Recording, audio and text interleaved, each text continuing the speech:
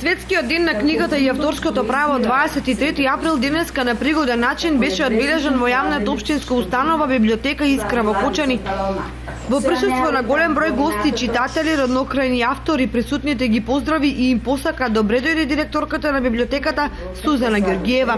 Светската порака по повод денешниот ден напишана од Ирина Бокова, директор на УНЕСКО, ја прочита Илија Захариев, виш библиотекар.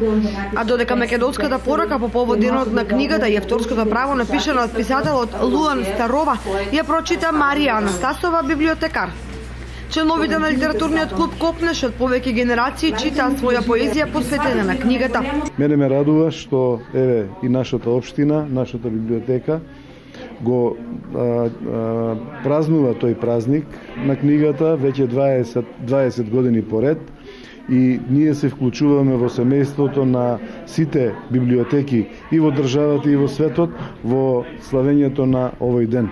Сакам да ги поздравам сите љубители на книгата, сакам да им посакам што повеќе книги да имаат, да можат да ги почувствуваат во своите раце, да ги отворат, да ги прочитаат, едноставно да го осетат богатството кое што го содржи секоја од тие книги. На крајот на манифестацијата беа прогласени најдобрите читатели во Кочанската библиотека.